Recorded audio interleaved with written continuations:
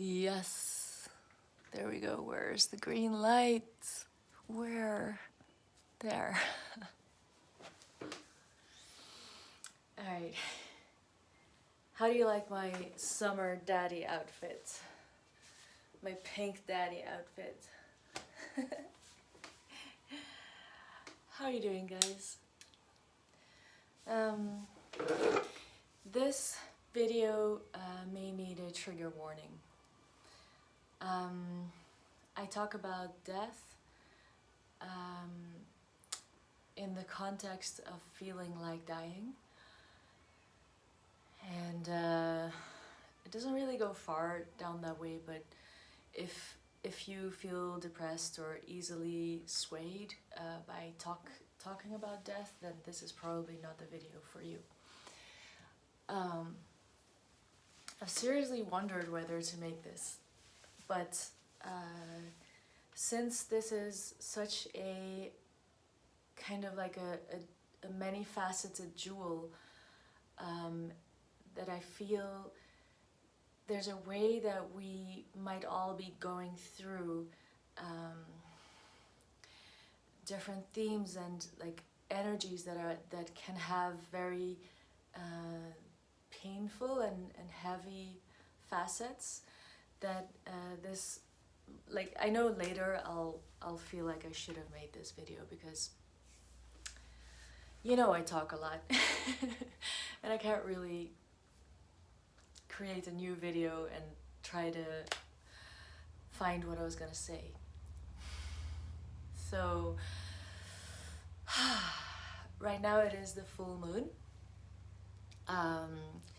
I this morning tried to make a meditation from the Yosoi year that I'm doing. It's 360 degrees of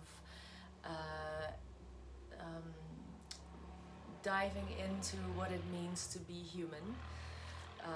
Matthias De Stefano channeled this journey that is a whole year, and every day has like one aspect.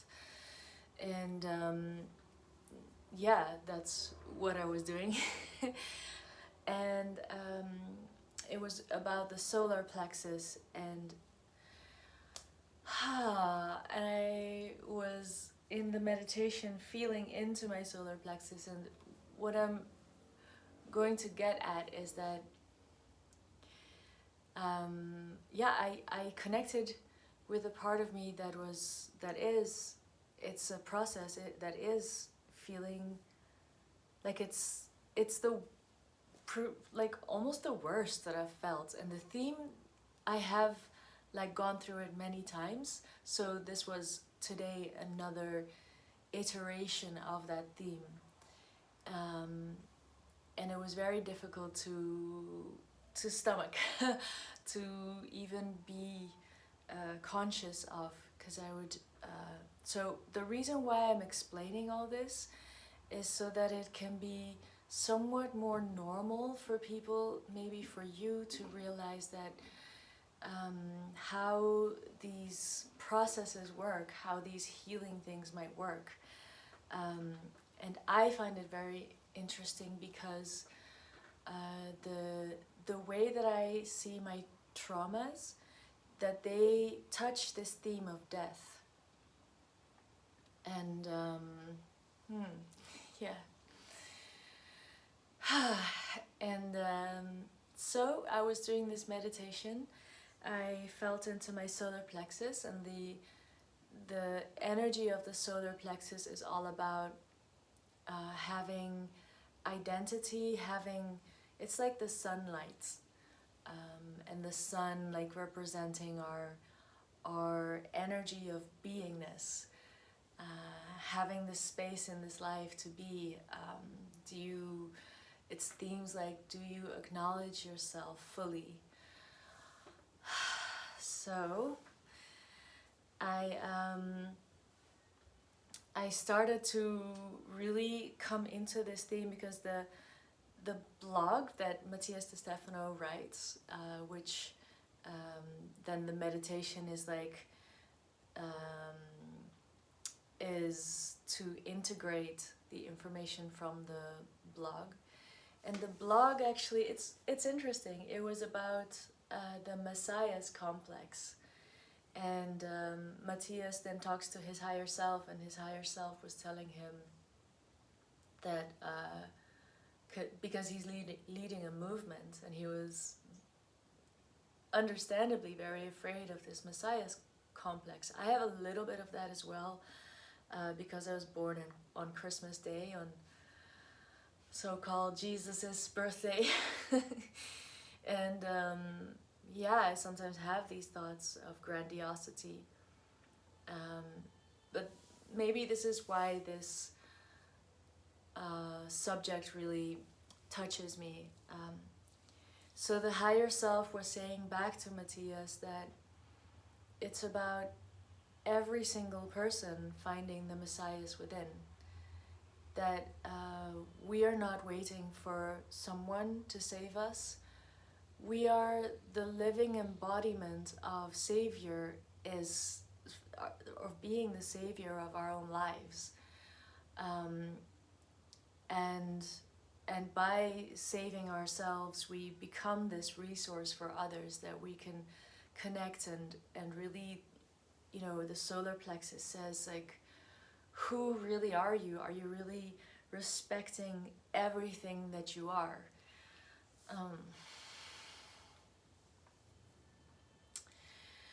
Yeah, and I found myself just quite shocked because I've been so tired and very excited about making these videos. This doesn't tire me, this inspires me.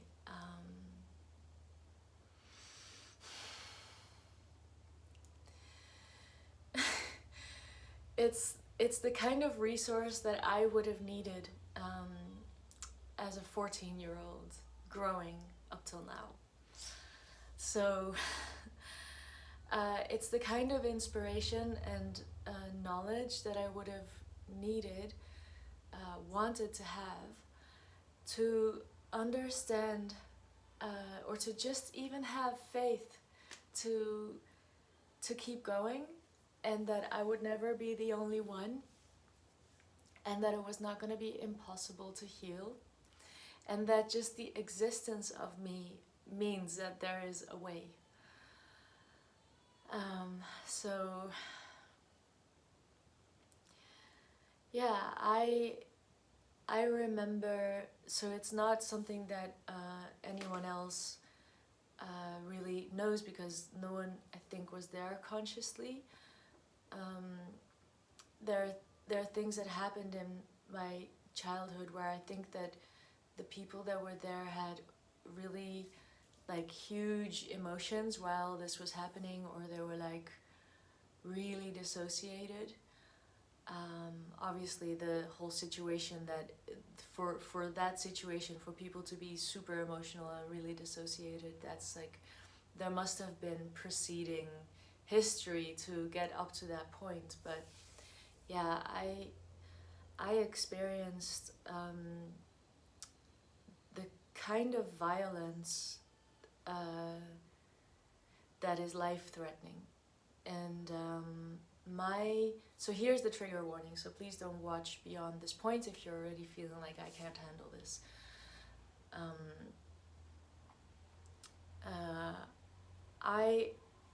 In my body, the way that it registered is that the way that I see the memories, even though I was super young, is that I partly didn't survive it, in the sense that of course I'm here, my body is here, I'm here, but I remember it as that. Now I'm seeing that my tripod is not straight. Okay, so I remember being done so much violence to me that I went away out of my body. And I came back later, and I don't know if I fainted from the violence, like from the physical violence that was done to me, or if, I don't know, I think, I feel like I had 3 near-death experiences and came back. Yeah. Yeah. So, and I kind of wonder if that's the reason that I am the way I am, in the sense that I have this spiritual knowing that everything's okay, everything's going to be okay, because I've heard that from people that have had near-death experiences, in that when they go through that consciously, they always come back and like, I went to heaven, it was amazing, there was nothing bad about dying. So that's without knowing exactly how this memory got shaped, those are the memories that I have. But because I was not yet, I was 2 years and 2 months when that violence stopped. So you can see how I was very young. And most people don't have memories of that age, but I do. I've had them checked, and yeah, my dad has, how do you say, corroborated?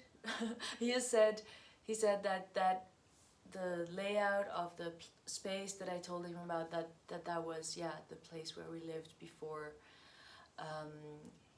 when I was very, very young, and that place was even long before I was 2. Yeah, I would have been like a year and a half or something. So, yeah.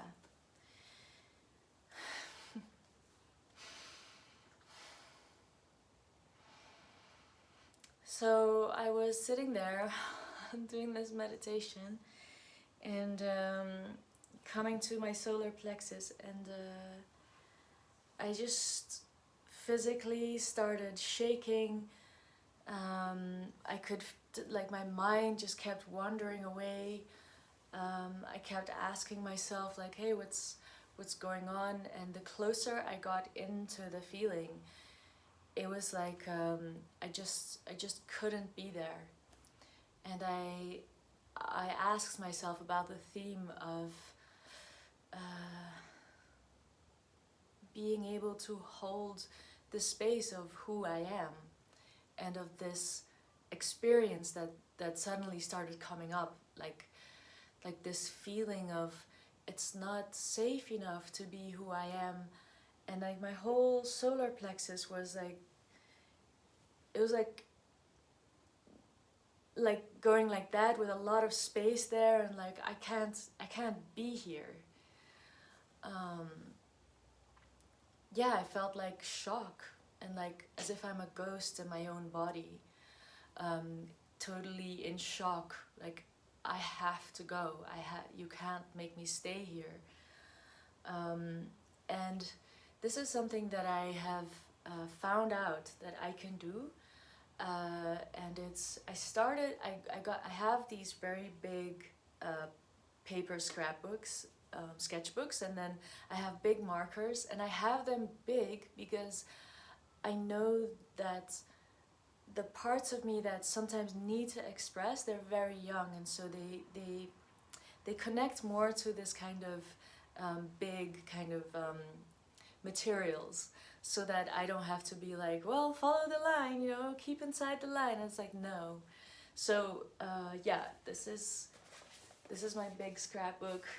It's and then I had my big markers, and I just started repetitively drawing, like just whatever, and at those moments, like my body will tell me, I want that color, and I want to draw like this.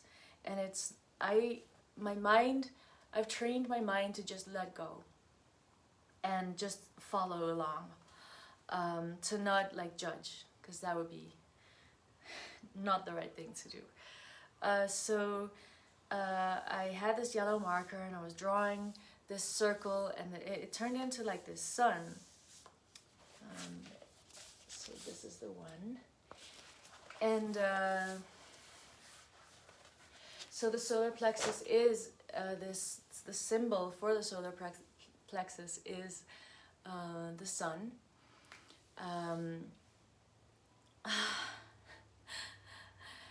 And doing this, I was starting to just at least be present. And I guess like part of the reason of me telling you all this is that I just want to share my process here so that I'm also getting my own feedback. Like, this is actually what's happening. This is the way, like, I know this. The deeper I go into what is real in my life, the more I am able to be in life, to have something to offer to others. And I feel like just making these videos is a great start to have something to offer. And it's helping me to keep going. But the reason why I want to share it right now is that sometimes I can there's a lot of things that I know that are up in my head, but like my whole journey is about coming down into my body and expressing what is real, so that we are all on the same page and we're not like being this kind of social media fake. You know what I mean? Like, I love putting on makeup and looking good. It's amazing, and it would be amazing if we start to understand that to be human is so complex, and to not ask each other to be like to not expect from each other to be this one thing. Like, oh, I see beautiful pictures of you, you must be always happy, and therefore, since I'm being sad, there must be something wrong with me, which, you know what I mean? So that would not be wholesome. And it also wouldn't be wholesome to say that I'm always stressed and in PTSS or PTSD. I never remember the English word. But yeah, so I'm really excited about everything that I'm doing. I've now gotten to the point that I know how to. I feel trust in life. That's why later on, like, I was very, very like wobbly. Like, my whole energy was of this, yeah, really like the little child in me that has experienced what I just told you has been traumatic in my early life. A lot of other stuff happened afterwards. It wasn't until around 26 that the worst things stopped. So yeah, I think doing that podcast this last week also brought up some stuff for me, and that, yeah, really releasing the need to be perfect, and to be perfect for me is also like how I tried to cope, how I put up a front so that people couldn't see that actually there was so much inside that I couldn't face. And for me, it's like an ongoing journey of facing the inside, the inner world, and healing it, and being there for myself, and not abandoning myself in the ways that I was abandoned, in the experiences of abandonment in childhood. That I just want to add, like, even though my caretakers were there, and you know, I can put some blame there, the thing is that they really weren't able to they didn't have that health, that wholesomeness that I am now talking about, that I am, you know, that I feel like I'm here to do, to act. So I do feel like it was their dream to know what that is, what real care is, and so all of my caregivers had elements of that, but I can't really like blame them in the sense that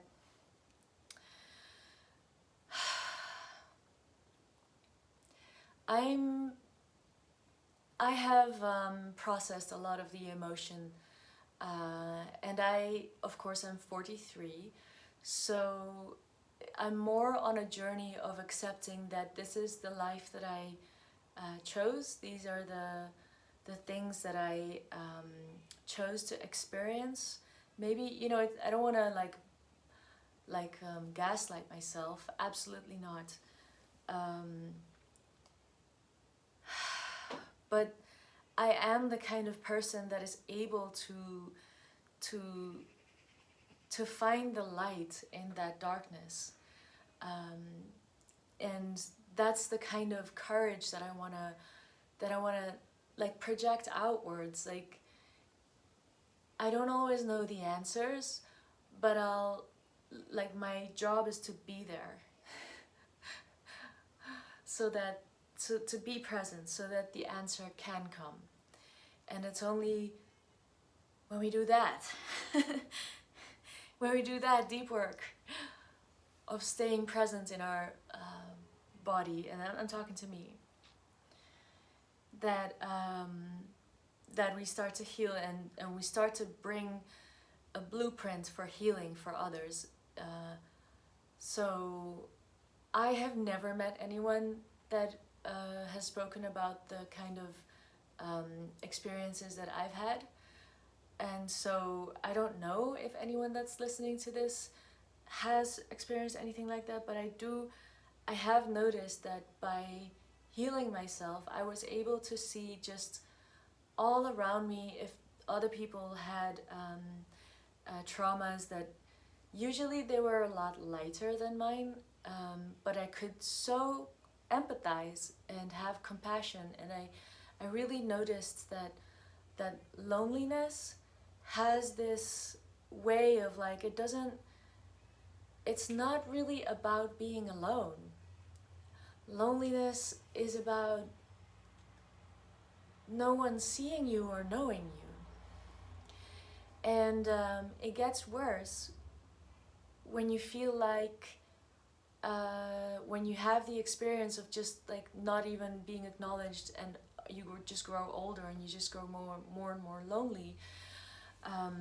And yeah, recently some people around me are just discovering a lot about themselves, and I'm so happy that I could be there and tell them it's all going to be okay. You really need to get through this, and whatever you're going through right now, you're not at fault. It's like you've been given this idea that you have to keep it all in and keep it all a secret, and not tell anyone, because you're going to be a burden to other people. And yeah, because people act like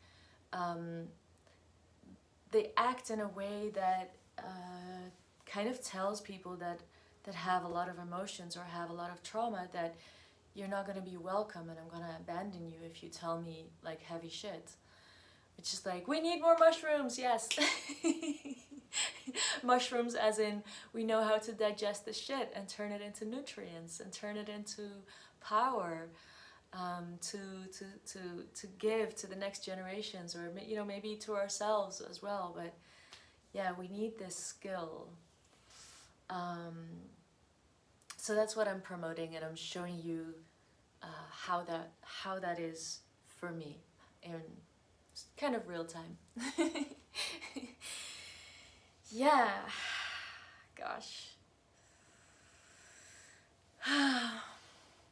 So I don't know where this story will eventually land, but while I was like drawing this sun, this even like it's like a dandelion. You know, it's the Lion's Gate, right? and a full moon. And the sun is in Leo, which is the sun, and the courage.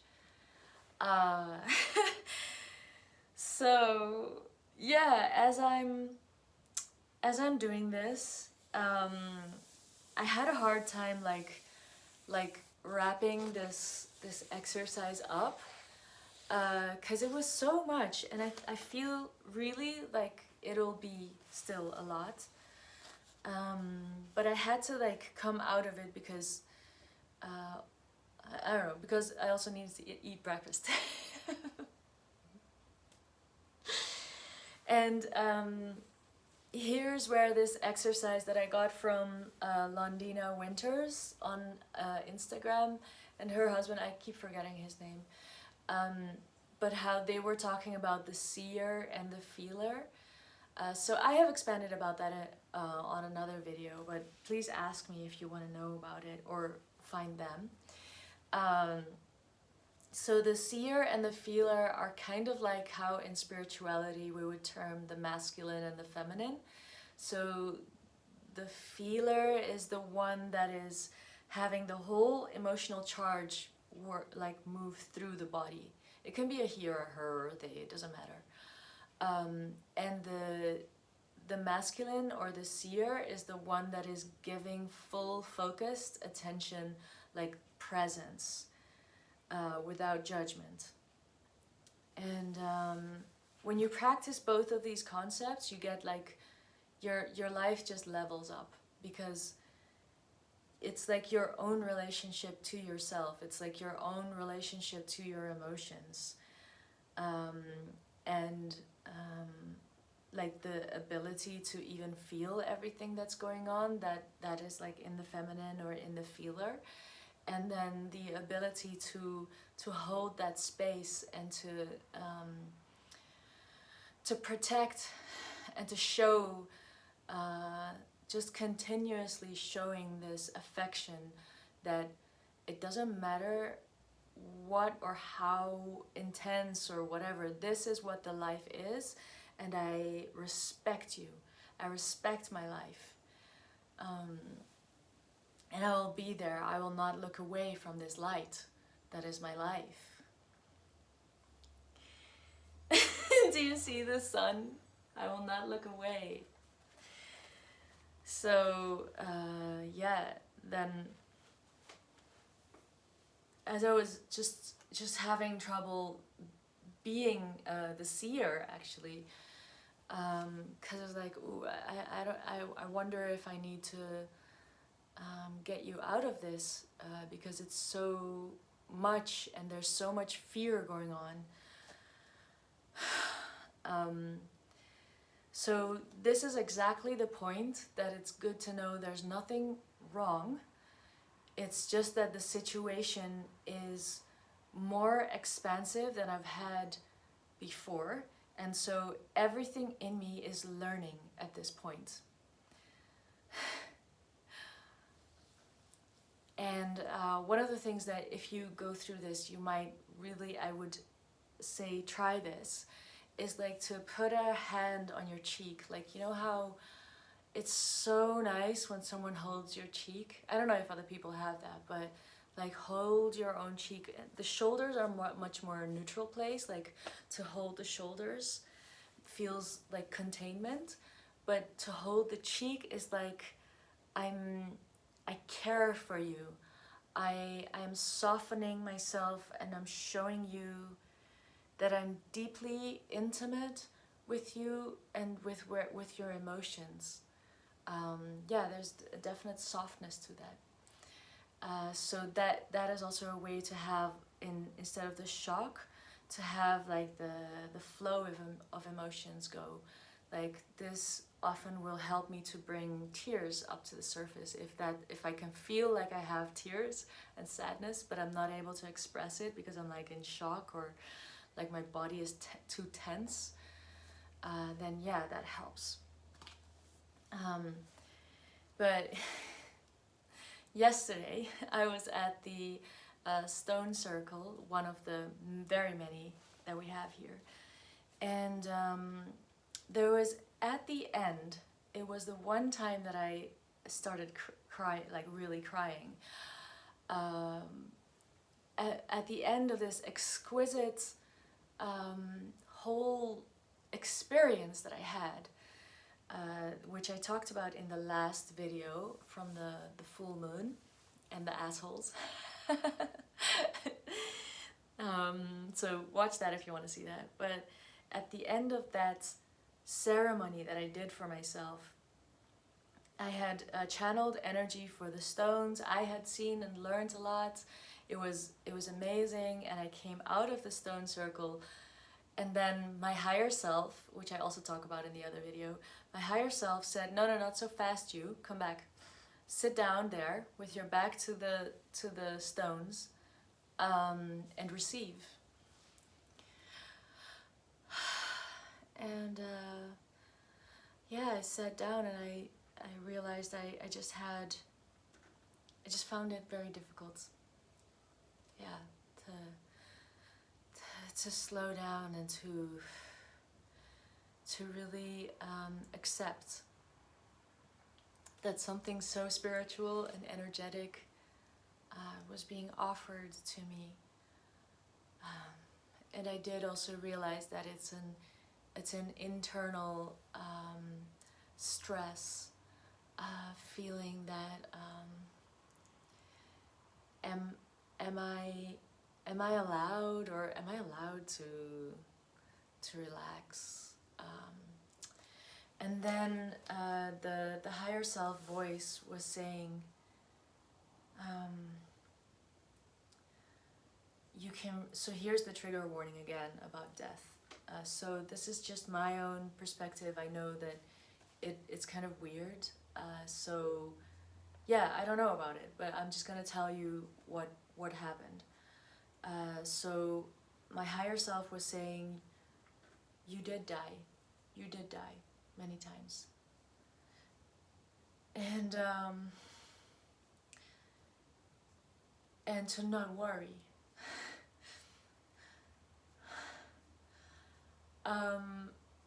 And I felt so much warmth in my back from all these stones. They're huge, they're very huge. And yeah, there was, I can't, like, my mind doesn't understand, you see? But the energy that was coming towards me seemed to say, life is always there. Like, there's always life and death. And there was also a sense of, don't worry about dying. You will die. You don't have to worry about anything. You don't have to rush or be in a hurry. And you don't have to worry about dying early or later, because it's always there, somehow. And I didn't really understand, but I cried. And so when I was drawing this, and I know this is so weird, it's so out there, and I don't want anyone to just like believe me or something. I also realized that if I guide anyone and they're like, I'm running up against this thing of death, I would have to say, go talk with nature. Like, who am I to talk about that or to convince you about anything? You know, this is just how I experience life. But yeah, I was doing this, and then this memory from yesterday came. It was like they were reminding me, like, we told you about this yesterday, so that today you would know. And as I drew this sun, I realized that for me in this moment, my task, my job is to take up space and to be here, to really be here. And if it's hard, that's life. That's the way, that's the reason why we're here, to evolve. That's like my reason for being. I'm connecting with it in the sense that the only moment that exists is right now. It's right now, and right now I'm here. And right now I was experiencing this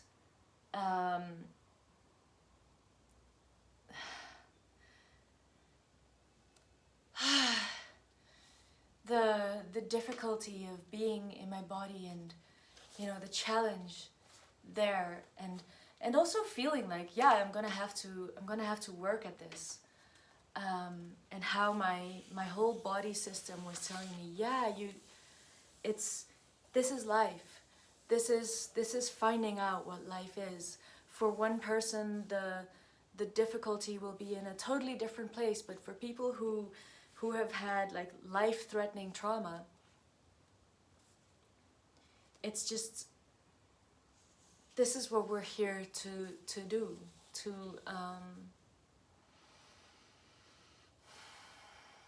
remember that this too is life, to transmute and to find out through our own embodiment, to take this journey and to find out how can I, like for me, how can I parent myself? How can I be the seer to this very young child in me, this part in me? How can I be the best kind of parent that they've ever had? And of course, this situation keeps happening again and again, so that I can create new, better resources and be even better at this, so that with all of the trauma going on and the things that are happening in the world, that I know that I can say, I'm doing it.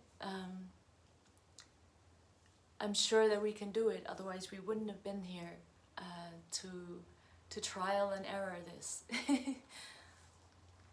I hope you understand what I mean. Yeah. After doing all this, I did not feel. I felt like there was the toddler in me was like this, screaming, and still like feeling, I don't know, help. And the parent in me was like, oh God, I don't know what to do. Anyone who is a parent, I'm sure that you have those moments. Like, I seriously don't know what to do. I can see how this child is like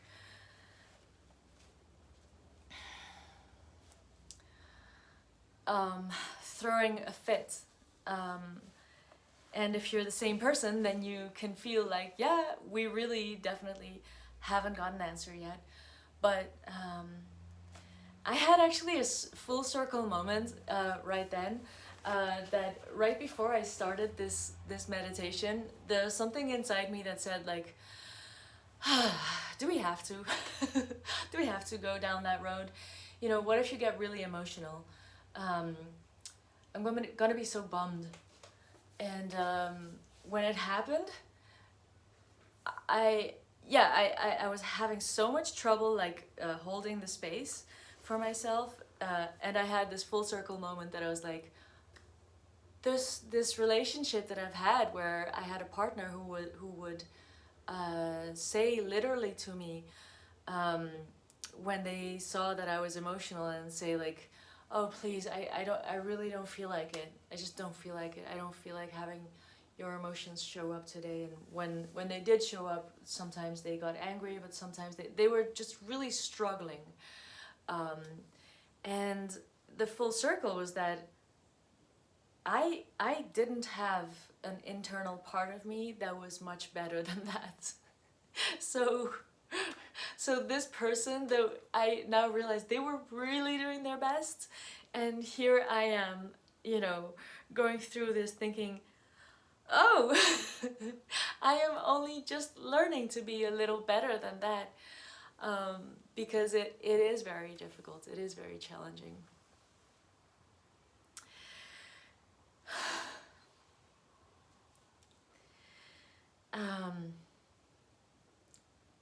Yeah, something so deep that I actually do know why this is happening. Oh gosh. Just a week ago, or was it Friday last week, I had my therapist with me, and she was helping me with something. It's got to do with human design, and I know now that when a person is a projector, and they start giving you advice, and you're like, I didn't ask you for advice, I need you to just listen to me. And if they don't, for a generator can just feel like you're totally overstepping my boundaries, because a projector aura is, sorry, I just totally changed the energy, I know.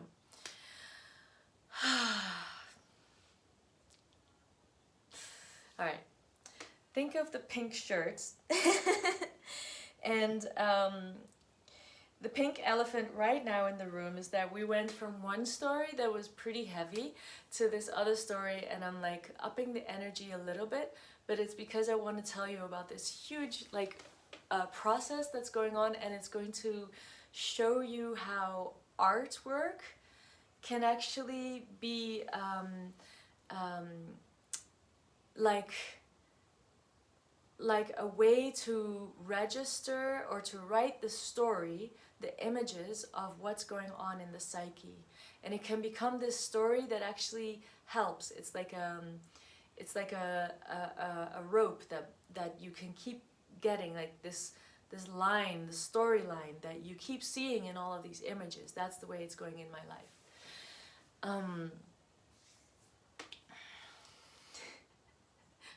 How art can save our lives and help us to think out of the box, because life really isn't in a box. There's a box and there's an out of the box, and that's like our left and right brain hemispheres, and the box helps us to, like, in a moment get a concept, like get it, like, oh, I get it. But life is outside of the box, and the box just offers us perspectives. So it's like a boat that's always on a journey, and sometimes it pulls into the harbor, and it doesn't want to stay there because a boat is meant for traveling.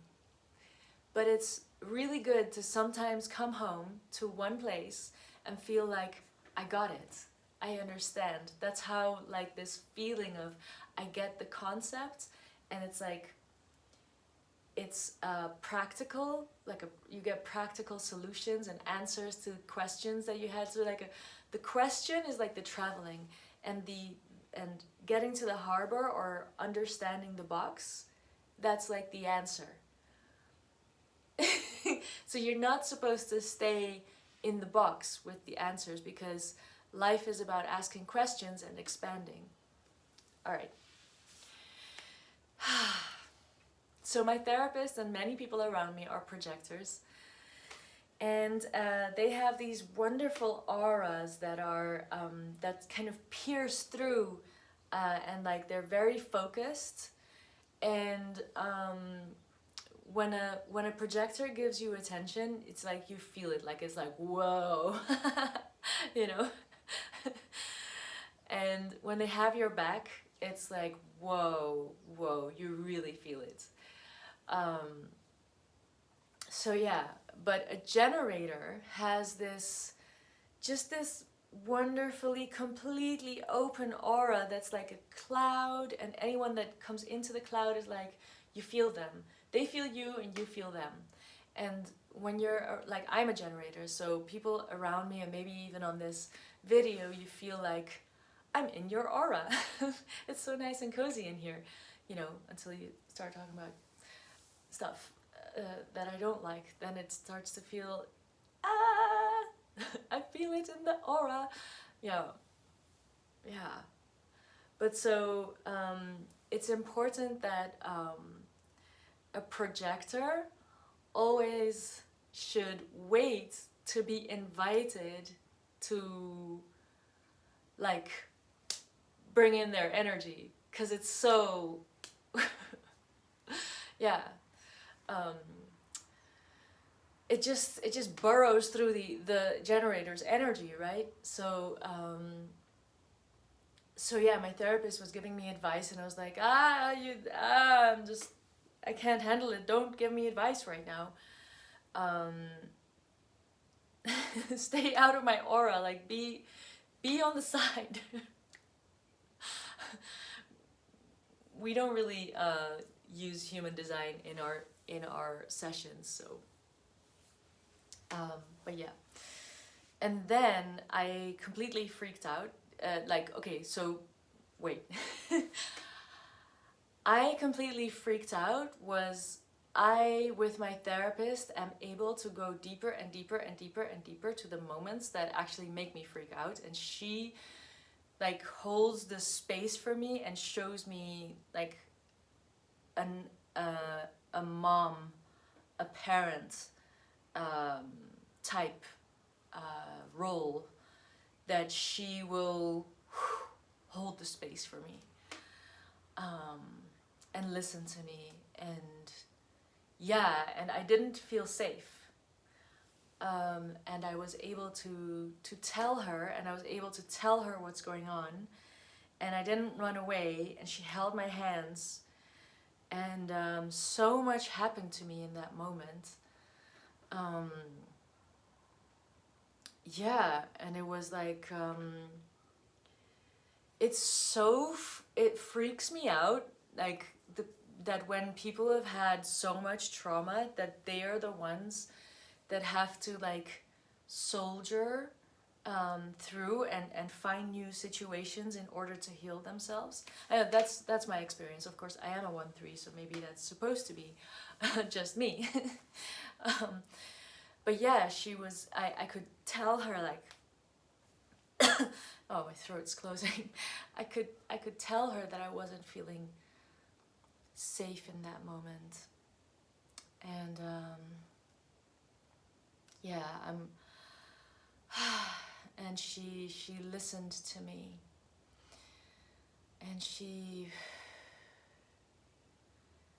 when there was a pause, she said she was proud of me, that I was able to say that, and that I was doing really well. And yeah, I was moving from like cosmic dissociation, like just walking myself back in like steps by telling her what's going on, and realizing she's still sitting there and she's holding my hands. And I'm like, there was a lot of disbelief in my system that someone could really be there for me, even though I was feeling like it's impossible.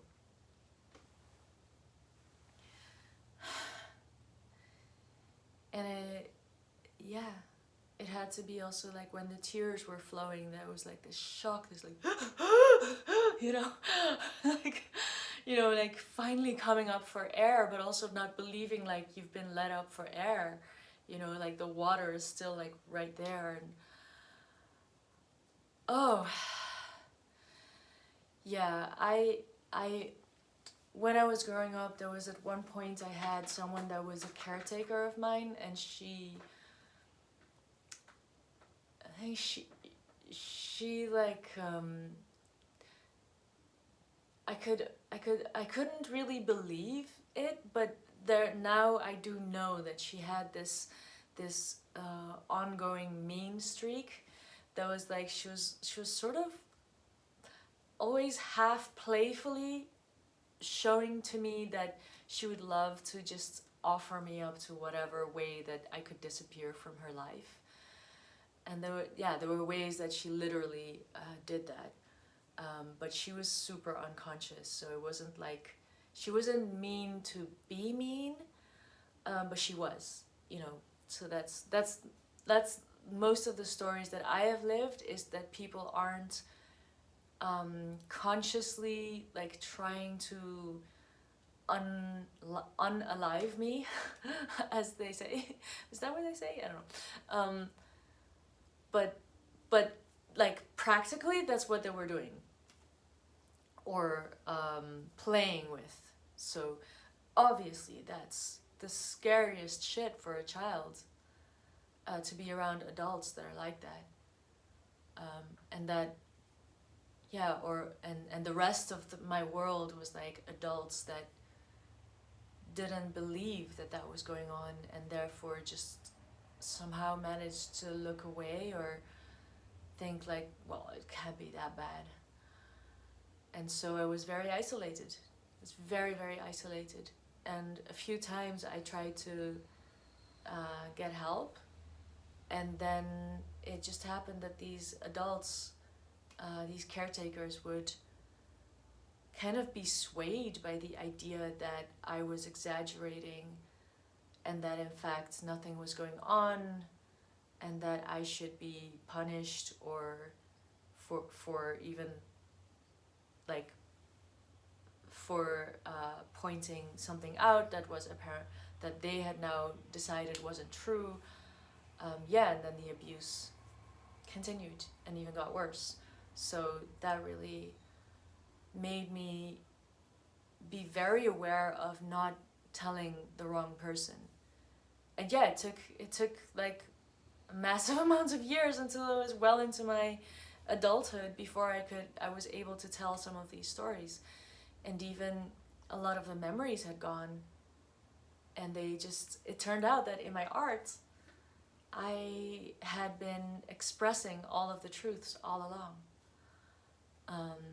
Yeah, so weird, but yeah, art has done that for me. I just have these visions, and then when I draw them, then sometimes like 20 years later someone will tell me about my childhood and say, yeah, that actually happened, and that person that you're describing, that is this person.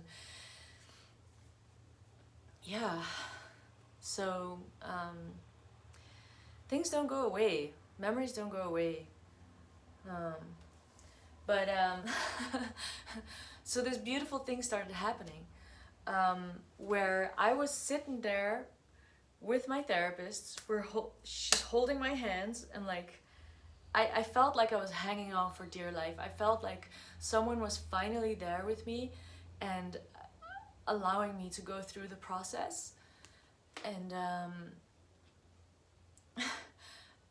I got like, in 1 minute, I had like so many visions that I took like half an hour to tell my therapist everything that I had seen, and it was so much that I now don't even know all of it.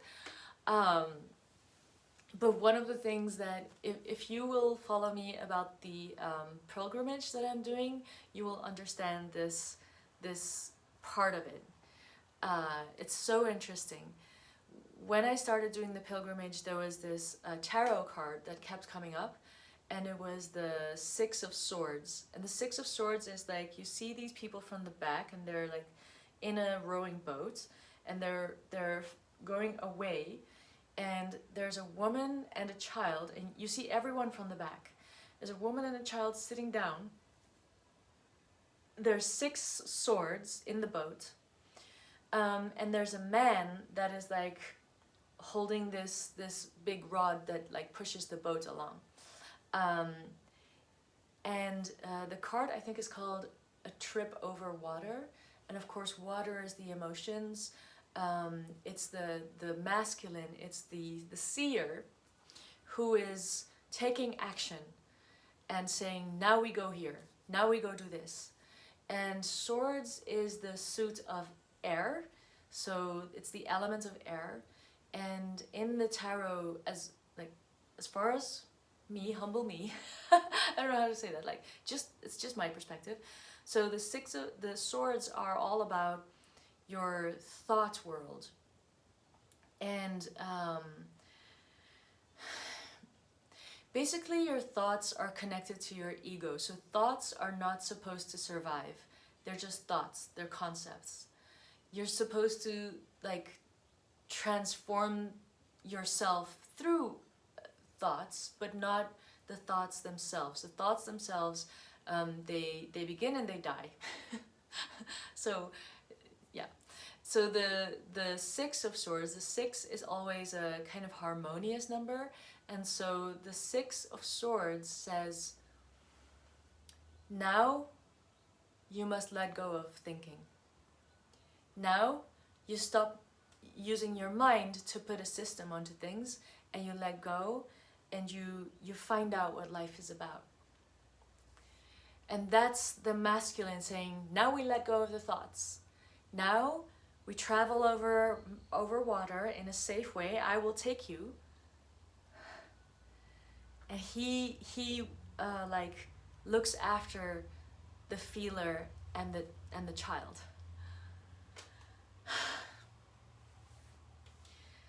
So, do you understand what I'm trying to say? Is yeah. So the 6 of Swords appeared, and it's also the emblem kind of the pilgrimage. To like we now know enough. Now it's all about experiencing and letting go of thoughts, really, and being now. So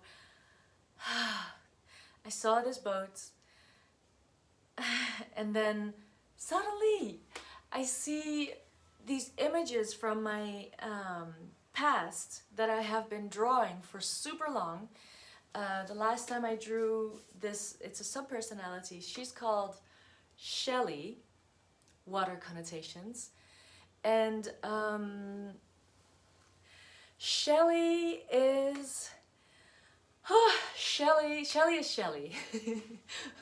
Shelley lives in... She's like barbed wire. If anyone has that comic or knows that movie with Pamela Anderson. Shelley's like barbed wire. She's femme fatale, but she is so tough. She lives in this world where everything is like Armageddon, like things have gone really wrong. And she's there, she knows how to survive. She can spot a problem a mile away and take care of it. She's amazing with guns, with any kind of weapon, but that's her thing. So she's not good with emotions. That's just not what she's for. She's good at protecting. She's good at like knowing the territory. She's good at policing. She's good at scaling the boundaries of a thing. She never goes out to attack anything. She's only protecting. She knows how to get you out of a tight situation if need be. Yeah.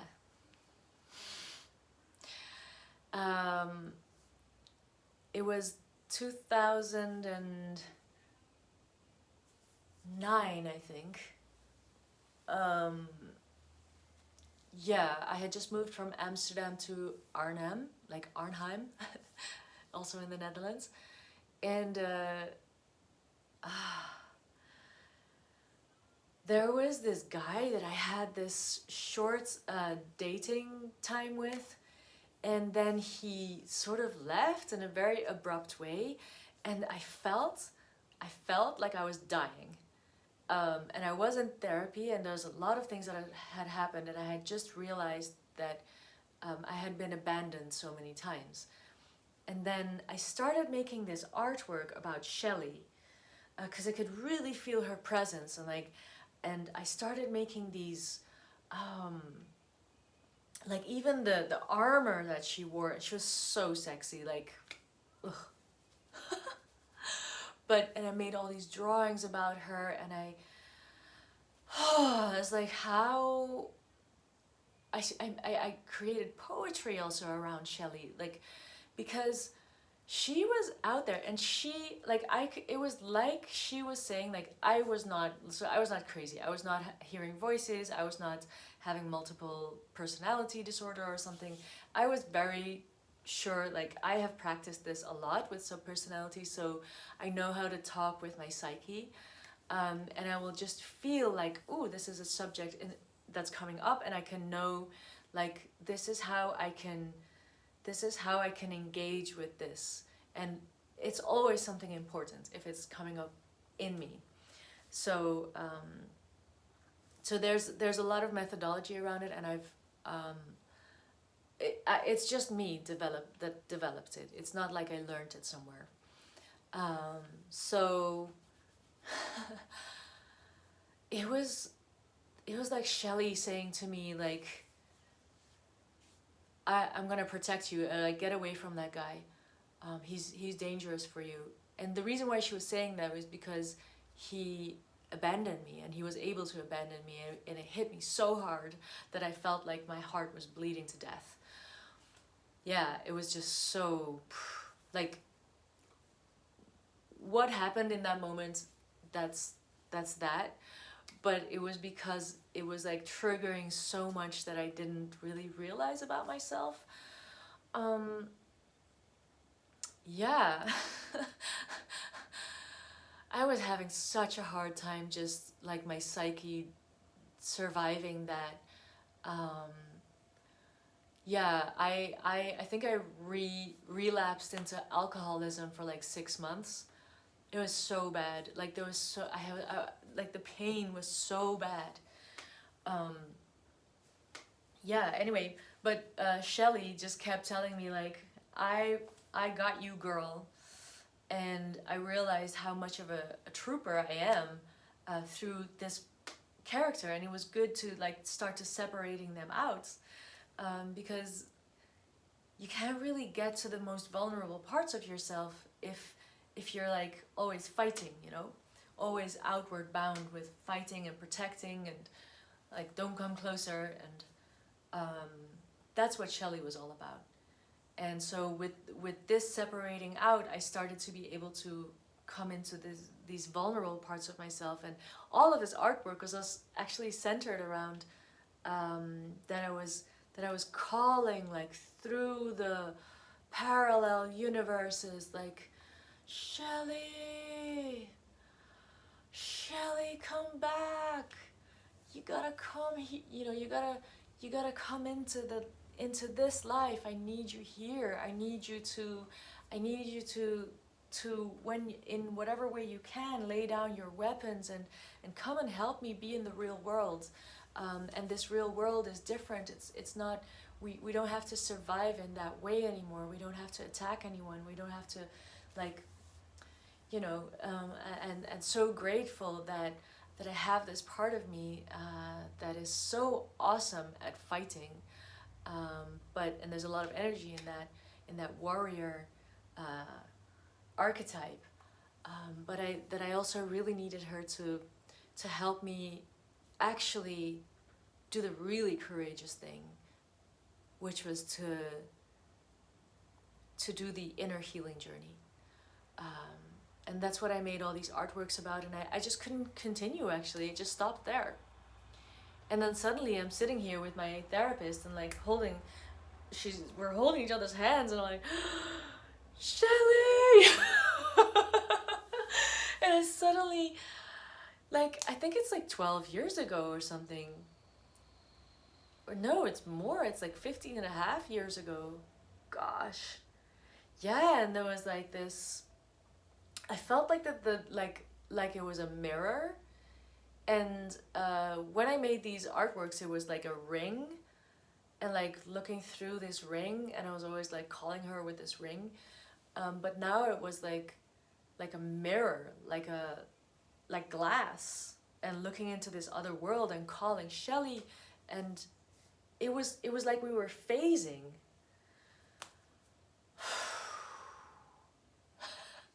So, I think we're going beyond the world of thought. Whenever I explain perspectives, it's possibly that it's only like a way to survive all these things and have something to hold on to until we have something better.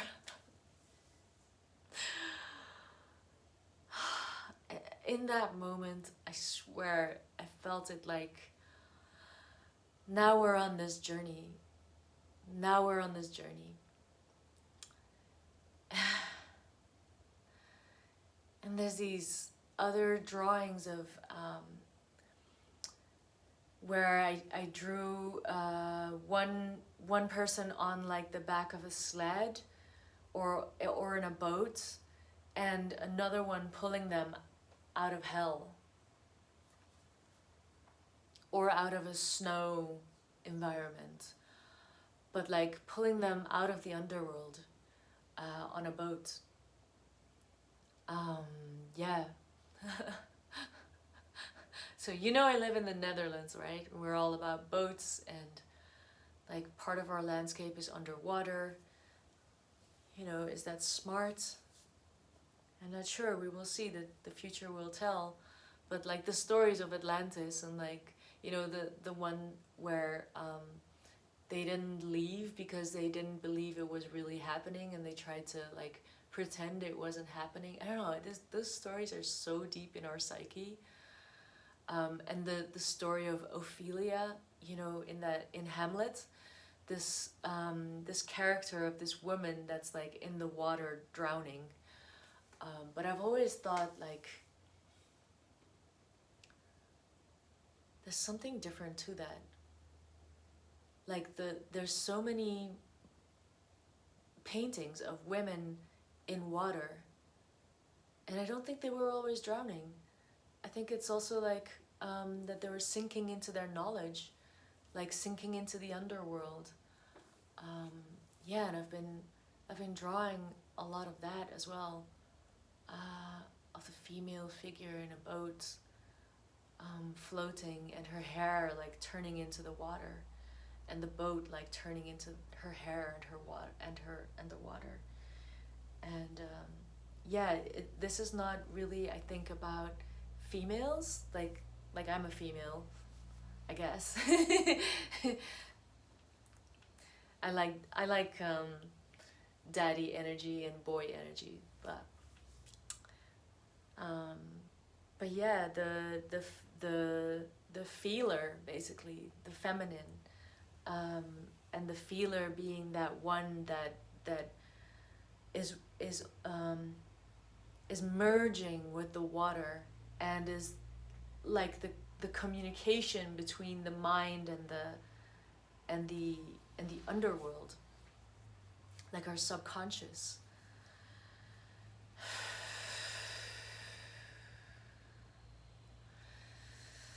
Yeah, I'm probably gonna use this video and try and edit in some of these artworks and publish it again, but it might take a long time to do that, so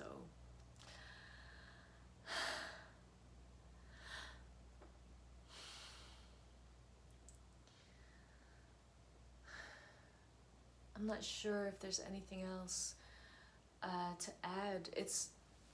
I guess I'm telling you that I'm on a journey, and it's even the seer and the feeler in me that are growing, and that's, I think, a journey that I want to show, so that you'll feel like it's also okay to just be wherever you're at, and grow from there. So I wish you the most awesome journey, and thanks for watching, and see you back here again next time. Bye.